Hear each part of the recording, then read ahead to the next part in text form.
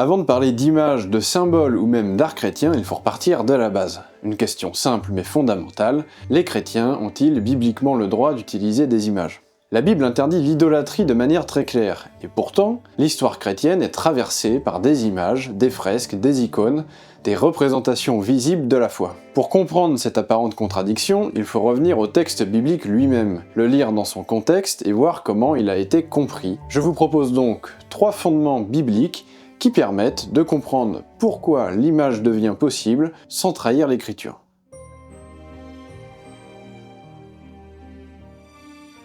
Premier point, la Bible n'interdit pas toute image, mais l'idolâtrie. Lorsque la Bible interdit de se faire des images pour les adorer, elle s'inscrit dans un contexte profondément polythéiste, où beaucoup de peuples associent des dieux à des phénomènes naturels.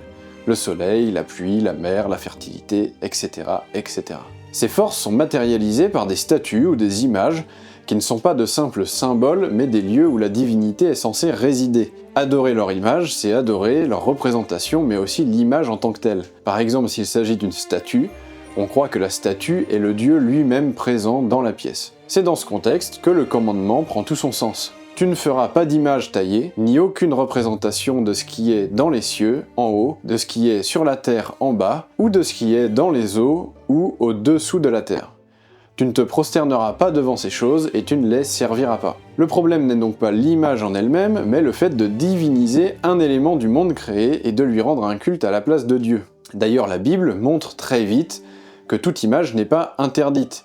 Dans Exode 25, quelques chapitres après donc, Dieu ordonne à Moïse de faire réaliser des chérubins d'or pour l'Arche d'Alliance.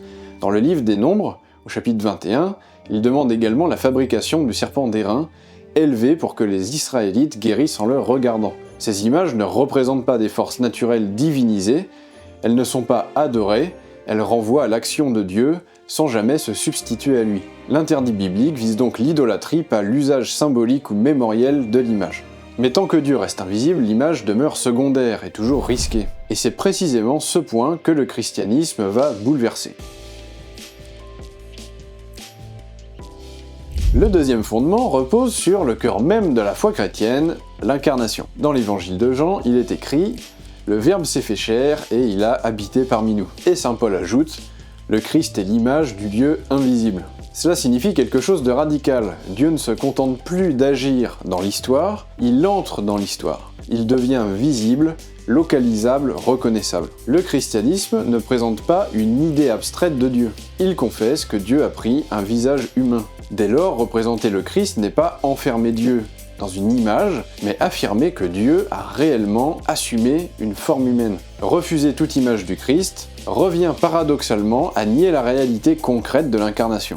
L'image chrétienne ne prétend donc jamais représenter la nature divine en elle-même, mais le Dieu fait homme tel qu'il s'est donné à voir.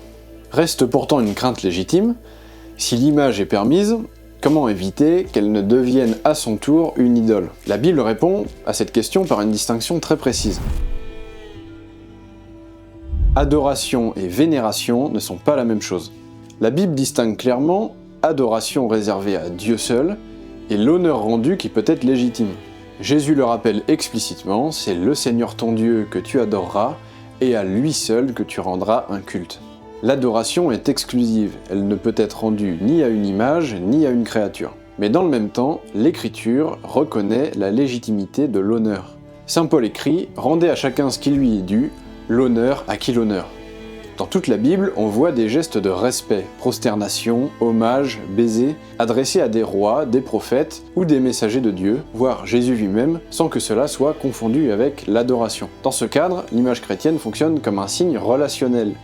L'honneur ne s'arrête jamais à l'objet matériel, il va vers la personne représentée. L'image n'est pas une fin, elle est un support de mémoire, de contemplation et de prière. L'adoration, elle, demeure réservée à Dieu seul. Ces 3 points bibliques permettent de comprendre pourquoi l'usage chrétien des images ne naît ni d'un compromis, ni d'un abandon de la Bible. Au contraire, il vient s'enraciner dans cette dernière, à la fois dans le rejet de l'idolâtrie, dans la réalité de l'incarnation, et dans une distinction entre adoration et vénération. L'image chrétienne devient alors un langage visuel au service de la foi et non un substitut de Dieu.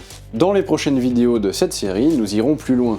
Océane que vous avez déjà peut-être vu chez les médiateurs, vais vous proposer une exploration des symboles chrétiens pour comprendre leur sens et comment ces images ont été utilisées depuis le début de l'Église. Si ce point de départ vous a éclairé, n'hésitez pas à commenter ou partager la vidéo et à vous abonner pour suivre la suite de cette réflexion avec Océane et à découvrir d'autres vidéos de la chaîne. Ciao!